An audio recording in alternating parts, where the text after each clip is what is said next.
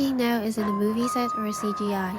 This is a real village in the south of France that once a year uses the entire village as a backdrop to tell a story. For a whole weekend, the town of Biot goes back to the 13th century, from authentic Middle Ages food to fire shows to equestrian tournaments. In today's episode, we're exploring Biot de les Templiers. We'll look at how the knights were established in these hills, what actually happens during the massive event, and a few travel tips you'll need if you want to experience this yourself. Biot is located in the heart of the French Riviera between Nice and Cannes. It's a medieval village perched on a fortified hill just a few kilometers inland from the Mediterranean coast. The festival usually takes place over a single weekend in early April, and it has been running since 2009. It attracts over 100,000 visitors every year, but despite its scale, access remains completely free to the public. The entire event is built around the 13th century Templar era, aiming to recreate the atmosphere of the village's medieval past. When I was on the ground last year, I noticed how easily the modern village fades away. Even the street signs get a historical makeover. You might find that some of the event locations don't actually appear on your GPS because they're renamed to their medieval names. But don't worry, we will look at how to navigate this medieval maze in just a moment. You might be wondering why a modern French village spends such a massive budget on the 13th century knights. The answer lies in an 800-year-old story of power and protection that turns this quiet hillside into a legendary Templar stronghold. To understand why 100,000 people gather here today, we have to look back in the moments the knights first claimed these hills. Our story begins in the Middle Ages, a time of crusades and pilgrims. In 1118, the Order of the Templars was formed to protect those traveling to the Holy Land. Marked by the sign of the cross, these poor Knights of Christ grew into a global power with thousands of commanderies across the West. By 1209, their power reached the hills of Côte d'Azur. The Count of Provence granted the Templars a strategic piece of land, Biot. The Knights Templar unified the territory of Biot by purchasing land or receiving donations of land surrounding the village. The Knights consolidated the region of Biot, and Biot remained prosperous and harmonious. And this is the era the modern festival worked so hard to recreate. However, the Knight Templars' dominance didn't last. In 1307, under the order of the Count of Provence, the Knights were arrested and their lands were seized. And as we take a closer look at the Dark Century, the plague soon swept through, followed by pirates and thieves taking over the village. The rebirth of Biot came in 1470, when King René of Naples invited 50 families from Italy to restart the village. They brought with them the pottery and glass-blowing crafts that Biot is now world famous for today, building a new legacy on top of the old Templars' foundations. And fast forward to 2009, to celebrate the 800th anniversary of the Templars' arrival, the village hosted the first Biot de les Templiers. It was meant to be a one-time tribute, but as we now know, it ignited a massive cultural revival. The festival ran again over the next few years, but the explosive success also brought challenges. Imagine narrow streets that couldn't hold the tides of people, and due to the massive crowds and security logistics, the festival went on a long hiatus from 2014. For 9 years, the Knights stayed in the shadow as the village prepared for something bigger. It took nearly a decade of planning to ensure that the event could return safely and authentically. And now the festival has returned.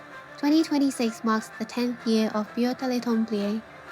But what does it actually feel like to stand in the middle of the 13th century war camp? Let's step inside, shall we? Once you're in, you realize the activities cover just about everything. You've got wooden games and night courses for the kids on one end, and deep dive history lectures for the Templar specialists on the other. All day long, the village is packed with medieval encampments and a massive market with over 70 stalls. You can stop and watch the artisans at work too. People actually demonstrating things like basket making, pottery, and stone engraving. And there's something happening every hour. You run into musicians, dancers, and full-on battle demos with siege weapons. They even do these big reenactments of medieval weddings and balls that the whole crowd gets into. One thing you absolutely shouldn't miss is the video mapping on the first 2 nights, the same one you saw at the start of this video. It's actually the largest projection mapping in Europe, covering over 27,000 square meters of the village facades. The story itself is told in French, but even if you don't speak the language, the visuals and the atmosphere tell the tale perfectly on their own. It's paired with a grand fire and equestrian shows that are just spectacular and give off those total medieval vibes. You've seen what makes this event so special. Now let's talk about how to actually experience it for yourself. From finding the right shuttle to dressing up in medieval costumes, I've condensed all the vital information into the visitor's guide, so you can focus on the history and the shows instead of worrying about the small stuff. For international travelers, the closest major airport is the Nice Côte d'Azur airport. If you're coming by train, the Biot station is right on the coast. It's a quick 15-minute ride from Nice, but the walk up to the village takes about 45 minutes and it isn't a fully paved way for pedestrians. During my 2025 visit, there wasn't a Friday shuttle, so I had to walk downhill after the first night's show.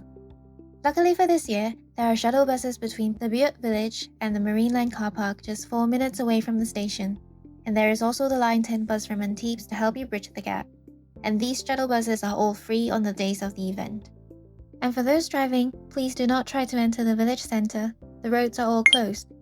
Instead, use the large free park and ride lots at Marineland or Azur Arena.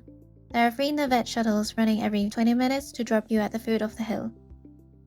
For the most up-to-date schedules and locations, visit the official website where they post the arrangements each year. Once you arrive, you may notice some of the venues can't be found on Google Maps. This is because the town renames its entrances to reflect its Templar history. The main procession starts on the main street at Porte Saint-Antoine, which is one of the historical fortified gates. Just follow the crowds and the signs to navigate the village. Speaking of walking, a major tip for all of you: wear sturdy walking shoes.